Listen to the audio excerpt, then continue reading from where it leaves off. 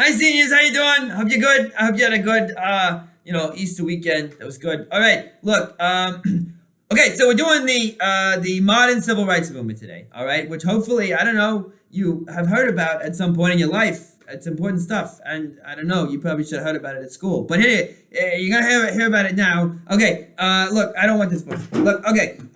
So we're starting here with the modern civil rights movement today. Okay, which we are dating to the late 1940s. Post World War II is when it really gets underway, 1950s, 1960s. But keep in mind the early civil rights movement, okay? And keep in mind the situation as it had developed there up to 1945, okay? So look, you've got,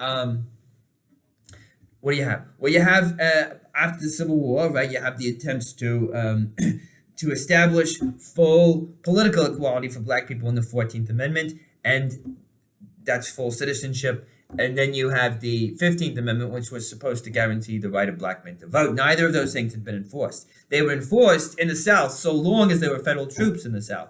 But when those were removed at the end of Reconstruction in 1877, white supremacists abolish political equality for black people and the right of black people to vote using the threat of violence, right? Using the threat of violence or actual violence, lynchings, to prevent people from voting and scare others into not trying to vote, right?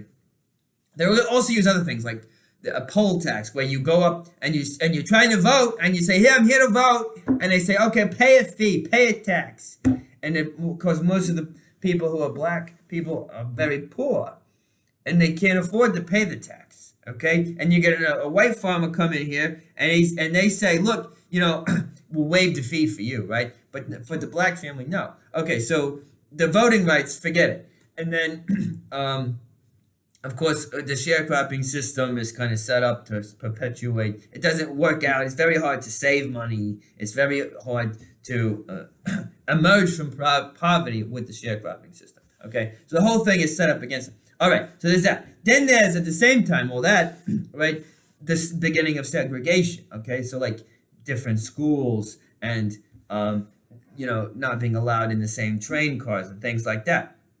Well, that is then legalized in the Supreme Court case ruling Plessy versus Ferguson, which said if facilities are kept equal, they can be separate. Separate but equal was the ruling in Plessy versus Ferguson in the 1890s.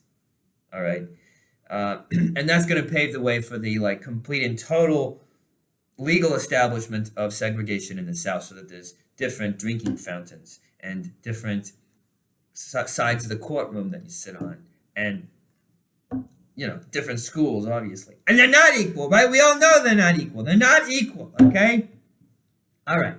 And at the same time that's going on, right, the whole thing with the threat of violence is still there. The KKK is still there. Lynchings are still happening. They reached the worst in the 1890s, but they're still going on in the 1900s, 1910s, 1920s, 1930s, 1940s, 1950s, right? They're still going on. All right. Now, what was the response of the black community to this in the early civil rights movement? Well, you had three approaches, right? You had Booker T. Washington, W.E.B. Du Bois, and Marcus Garvey. Booker T. Washington said, establish economic stability first, and then you will push for full political equality, okay?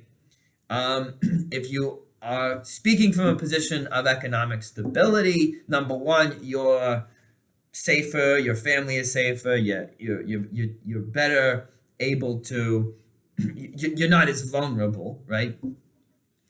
You're more prosperous. And he's saying, look, the main problem here for black people is poverty in the South. We need to address that. And that's true. It was horrifically bad, the poverty. And then he says, and then we'll push for full political equality later. Okay, well, W.E.B. Du Bois comes in, he says, look, that doesn't make any sense. Because if you don't have political equality, your businesses, your property is not safe. They're not going to recognize it, and they'll destroy your business. You won't have the ability to go for economic stability. Well, we talked about that at least. And then W.E.B. Du Bois says, no, you got to push for political equality now. Your dignity demands it. We got to enforce the 14th Amendment and the 15th Amendment now. And he establishes the NAACP to do that. And then you have Marcus Garvey several years later. So they're arguing about this. in the early 1900s, you get Marcus Garvey in the 1920s who's saying the whole integration thing did not work. Separation is the way to do it. We have to separate from the white community. We have to separate from the white community and pursue prosperity and take care of ourselves independently of them. Forget trying to fit in, right? With the white mainstream. All right, so those are three different approaches here. Okay. Now, what brings about the modern civil rights movement as opposed to the early portion of it? Well, the NAACP kind of shifting its specific goals. So in the 1930s, it was doing what it had been doing for a while, which was trying to push for a federal anti-lynching bill. Okay, fails to do it, and then lynching is still a problem, a horrific problem that still happens in the 1930s and the 40s, but it decreases every decade. So the NAACP shifts its goal in the 1940s, and it's going to focus now on desegregation, on overturning Plessy versus Ferguson, on overturning the whole structure of the Jim Crow South of segregation, legal segregation, right? And so that is what NAACP is going to be focused on. Now, the other element of it is is World War II. So you have about 1 million black men serving in the armed forces in World War II. And of course, they're fighting against the racism of the Nazis in Europe, but they're also fighting racism within the army. So the army is still segregated at the beginning of the war, and the most black men are usually only allowed to do things like wash dishes, menial tasks. Okay, so this really ignites the frustration of black activists at home who are saying, "Look, these men are giving their lives, and you're not even giving them fair treatment in the army. Like, ridiculous." You know what I mean? This really kind of kickstarts the modern civil rights movement. This energy to sort of just the hypocrisy of the United States opposing Nazi racism, but not doing anything about racism, even within its own federal institutions, such as the army, right?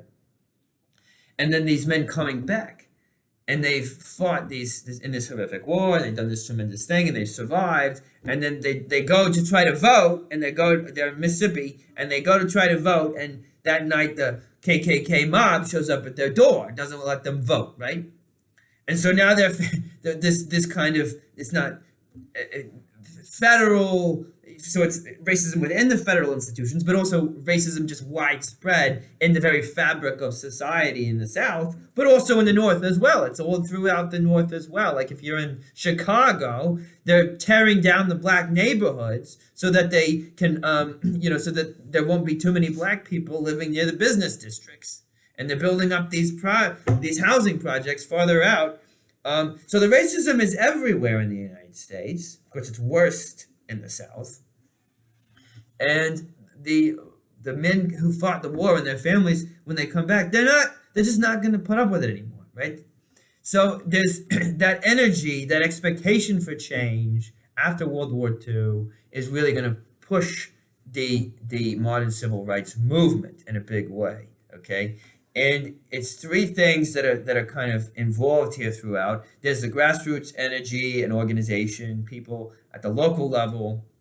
There's the NAACP working with the grassroots, and there's the Supreme Court being supportive of the civil rights movement. All right. So here we go.